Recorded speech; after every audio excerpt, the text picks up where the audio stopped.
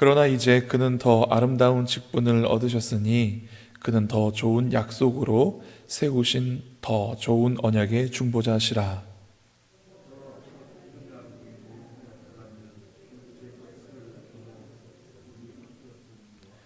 그들의 잘못을 지적하여 말씀하시되 주께서 이르시되 볼지어다 날이 이르리니 내가 이스라엘 집과 유다 집과 더불어 새 언약을 맺으리라.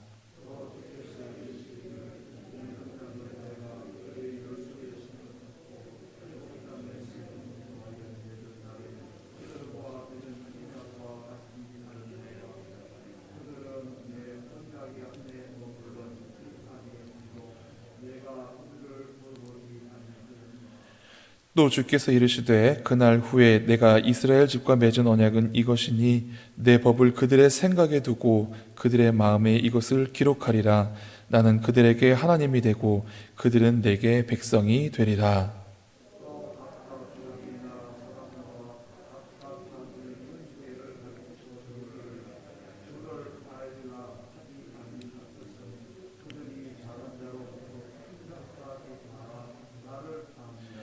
내가 그들의 불의를 긍휼히 여기고 그들의 죄를 다시 기억하지 아니하리라 하셨느니라.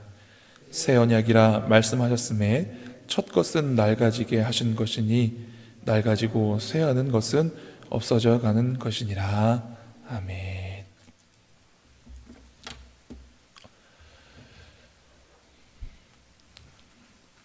평소에는 계약서의 중요성을 잘 알지 못합니다. 그런데 자동차 사고가 나오게 되면 자동차 보험 증서를 찾아서 그 보험회사에 연락을 하고 그 계약한 것에 도움을 받습니다. 또 집 계약할 때도 전세 계약하고 그 계약 기간이 유지되는 동안에는 그 계약서를 잘 들여다볼 필요는 없습니다. 그러나 다시 계약을 갱신해야 하고 또 다시 계약을 변경해야 될 때가 되면 그 계약서를 다시금 확인하게 됩니다. 계약서를 늘 들여다보는 것은 아니지만 계약서를 가지고 있는 사람과 그 계약서가 가지고 있지 않은 사람의 차이는 분명합니다. 저 집이 내 집이야 라고 생각하는 것과 정말로 그 집에 대한 문서를 가지고 있는 것은 상당한 차이가 있습니다. 저 산이 내 산이야 라고 생각하는 것과 정말 그 산에 대한 계약서를 가지고 있는 효력은 완전히 다릅니다. 오늘 보면 하나님께서 우리와 함께 새로운 언약, 새로운 계약을 맺어주셨다라고 말씀하십니다. 이 계약은 하나님께서 우리와 맺어주신 너무나 좋은 계약입니다. 이 계약이 우리를 하나님께로, 하나님의 나라에로 이끌어가고 인도하는 줄 믿습니다. 이 언약이 어디서부터 시작했는가? 히브리서 8장을 읽어보면 옛 언약, 모세를 통하여서 이스라엘 백성에게 두 돌판에 새겨주신 그 언약은 사실은 이 새 언약에 기초하고 있다라고 시작합니다. 출애굽기 성경을 읽어보면 이스라엘 백성이 애굽에서 노예로 살다가 하나님께서 10가지 재앙으로 이스라엘 백성을 이끌어 내시고 홍해를 건너 약속의 땅으로 인도하는 그 말씀까지는 참 재밌게 잘 읽을 수 있습니다. 그런데 나중에 시내산에 도착해서 하나님의 율법을 받고 성막과 그러면 제사장의 의복과 성소에 들어갈 기물들을 설명하는 본문에 들어가면 그때부터 잘 이해가 안 됩니다. 성소에 들어갈 기물들은 이러하니 조각목으로 조각하고 그것을 금으로 싸고 높이는 몇 규빗, 광은 몇 규빗 이러면서부터 갑자기 말씀 읽어지기가 굉장히 어려워집니다. 잘 분명히 눈으로 읽긴 하는데 입으로 읽긴 하는데 이 내용이 정말 어떠한가 잘 살펴지기 어렵습니다. 그런데 오늘 본문 말씀 앞에도 잠깐 언급되어 있지만 이것을 모세가 어떻게 그렇게 잘 기억했는가? 출애굽기 25장 마지막 절에 보면 너는 삼가 이 산에서 내게 보인 양식대로 할지니라 라고 되어 있어요. 즉 하나님께서 모세에게 성소에 들어갈 기물들을 설명하실 때 말로만 설명하신 것이 아니라 하늘에 있는 원래의 그 모형들을 보여주셨다라고 출애굽기에 기록이 되어 있는데, 오늘 히브리서에도 이렇게 나와 있습니다. 히브리서 오늘 8장 5절 말씀 제가 읽어드리겠습니다. 그들이 섬기는 것은 하늘에 있는 것의 모형과 그림자라.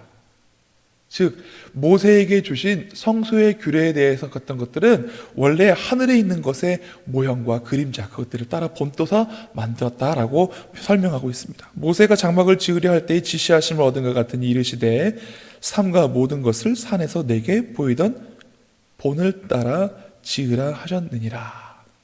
히브리서의 저자는 출애굽기에 있는 이 말씀을 어떻게 이해하였는가? 옛 언약, 모세에게 주신 그 언약은 사실은 원래 하늘에 있는 것에 본떠서 이스라엘 백성에게 주신 것이다. 옛 언약은 원래 하늘에 있는 것을 따라서 모세를 통해서 이스라엘 백성에게 주신 것이다 라고 말씀하십니다. 이 모세를 통한 율법도 제일 처음 시작할 때 무엇부터 시작합니까? 제사에 대한 규례부터 시작합니다. 그런데 이 제사는 무엇을 위한 것이었습니까? 사람이 만일 여호와의 금령 중에 하나를 어기거나 부지정해 그것을 지키지 못해서 죄를 얻게 되면 그것을 용서받기 위한 것이 제사였습니다. 그래서 사람들이 죄를 지을 때마다 제물들을 가져와야 했습니다. 그런데 오늘 히브리서에 보면 이 새 언약에도 똑같이 제물이 들어갔고 제물이 필요했습니다. 그 제물은 바로 예수 그리스도. 이 언약이란 표현이요, 신약 성경에 33번 정도 나오는데 그 중에 절반 이상 정도 되는 17번이 히브리서에 나온다고 합니다.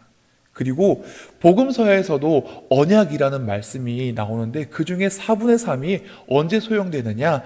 예수님께서 성찬을 하실 때 이 피는 새 언약이다 라고 하실 때, 즉 예수 그리스도의 보혈과 관계된 부분에서 언약이란 단어가 나오고, 여기 히브리서에서도 예수 그리스도의 보혈과 관계되어서 언약이란 단어가 사용되어집니다.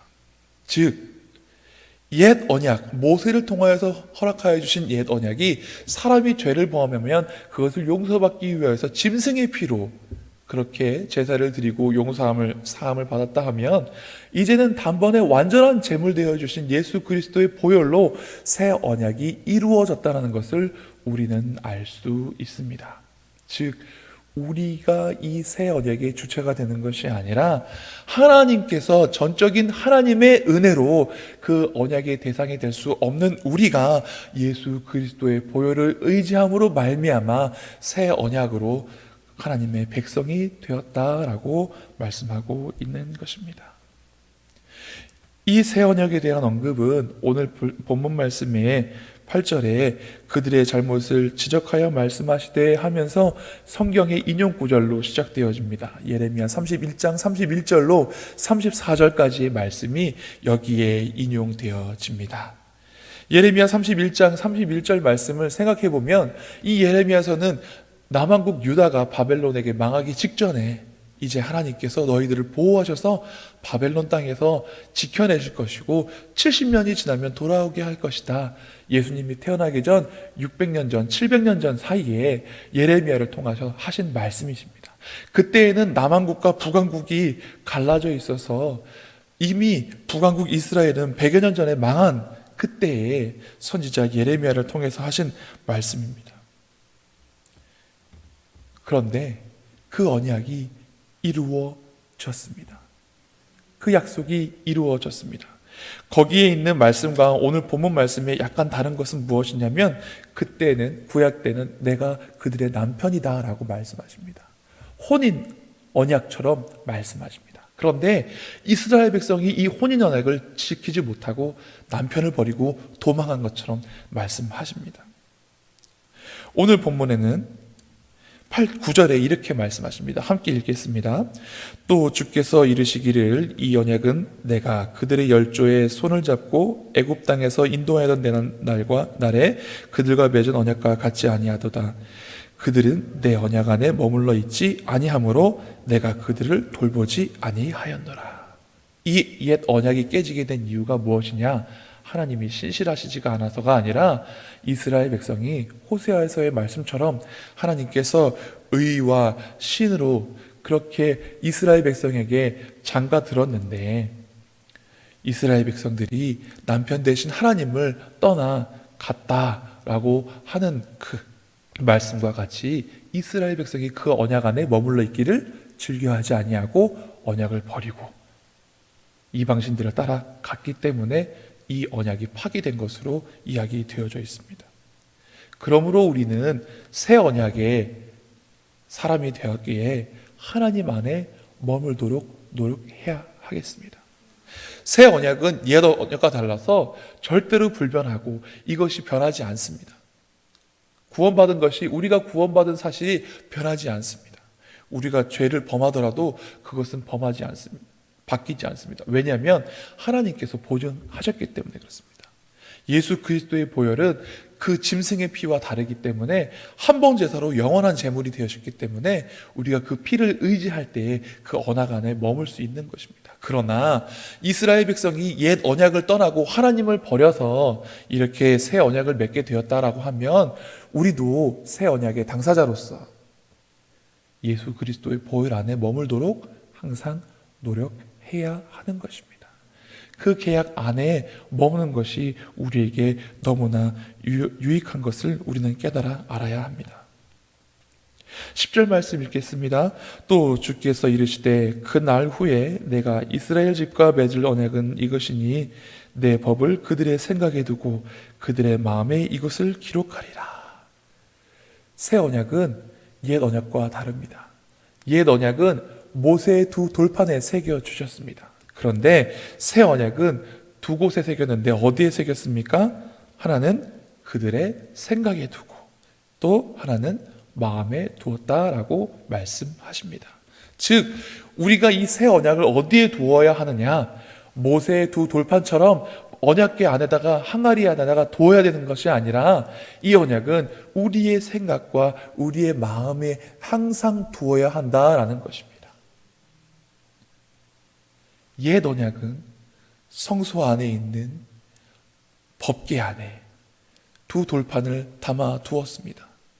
그러나 새 언약은 우리의 생각과 우리의 마음에 이 신비에 새겼다라고 성경에 말씀하고 있는 것입니다. 우리는 이 말씀이 나의 생각과 나의 마음에 새겨져 있도록 항상 묵상하고 마음에 새겨두고 우리의 생각과 우리의 마음 가운데 항상 있도록 그렇게 가까이 모시고 살아야 하는 것입니다.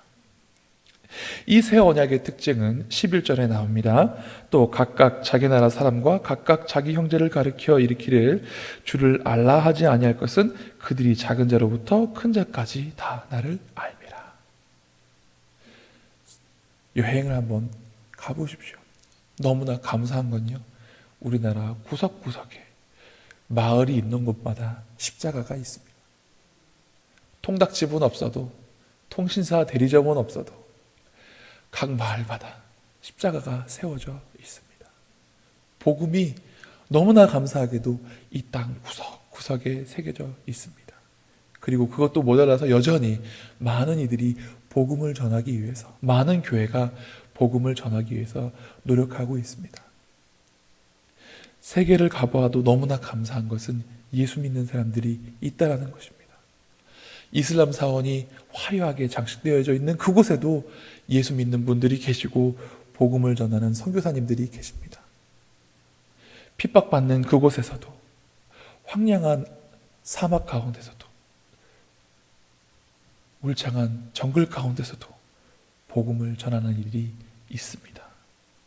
마치 이 성경에 기록되어 있는 말씀처럼 그때가 되면, 그날이 되면 모두가 하나님을 알게 되고 이 법을 알게 된다고 합니다. 이 법이, 이 약속이 하루속히 온전하게 이루어질 수 있기를, 그래서 많은 이들이 땅끝까지 복음의 증인이 될 수 있기를 소망합니다. 이 복음의 약속은 예레미야 때는 지금으로부터 2000년에다가 더해서 700년을 더했으니 거의 3000년 전에 선포되어진 이 말씀은 이제 이루어지고 있습니다.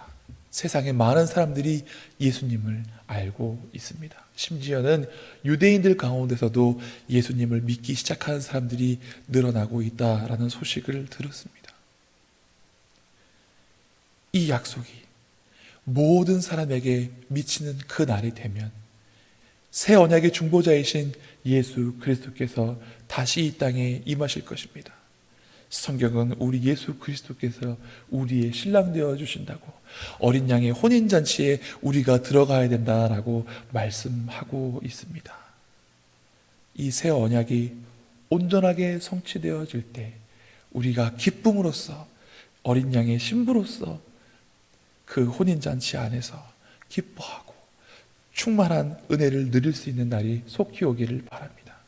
그래서 이 새 언약의 중보자 되어 주신 예수 그리스도, 그 피로 우리의 새로운 언약의 중보되어 되어 주신 예수님, 우리가 더욱더 귀하게 여기고 더욱더 사모하고 더욱더 의지하며 살아가는 우리가 되어야 하겠습니다. 우리 교회의 모든 성도님들이 이렇게 새 언약의 약속의 대상이 됨으로 말미암아 하나님의 은혜 가운데 거하시고 날마다 기쁨 충만한 삶 사실 수 있기를 간절히 축원합니다. 기도하시겠습니다. 하나님, 죄로 죽을 수밖에 없는 우리를 하나님의 자비하심으로, 하나님의 긍휼하심으로, 또 옛적의 선지자로 약속하신 것을 이루시기 위하여서 아들 예수 그리스도를 통하여서 우리에게 새 언약을 허락하시고 그 피로 새로운 언약의 제물이 되게 하신 것 감사를 드립니다. 옛 언약의 사람들은 죄를 짓을 때마다 짐승을 가져와서 하나님 앞에 제물을 드렸지만 이제는 우리가 예수 그리스도의 보혈을 의지하여 하나님께로 나아갈 담력을 얻게 하여 주시니 감사를 드립니다. 옛 언약은 두 돌판에 새겨 법궤 안에 두었지만 새 언약은 우리의 생각과 우리의 마음에 새겨 우리의 삶 가운데 늘 있게 하여 주시니 감사를 드립니다. 하나님, 옛 언약의 이스라엘 백성은 하나님을 떠나 이방신을 따랐지만 우리는 새 언약의 사람으로서 언제나 예수 그리스도 보혈 안에 머무는 사람들 되게 하여 주시옵시고 하나님 품 안에 머무는 사람들 되게 하여 주시옵소서. 하나님, 악인의 장막에 거하는 것보다 하나님 문지기로 있는 것이 우리에게 더 유익하고 더 좋다라고 고백하며 그대로 살 수 있는 믿음의 사람들 되게 하여 주시옵소서. 하나님, 우리에게 새 언약 허락하여 주심을 감사드립니다. 하나님, 이 새 언약은 모든 민족, 모든 방언, 모든 나라, 모든 족속 다 알게 된다고 말씀하셨사오니 하나님, 이 언약이 성취될 수 있도록 하나님 믿는 자들로 하여금 복음을 전하며 예수 그리스도를 증거하고 하나님 예수님을 자랑할 수 있는 교회들 되게 하여 주시고 저희가 되게 하여 주시옵소서. 감사드리며 예수님 이름으로 기도드리옵나이다. 아멘.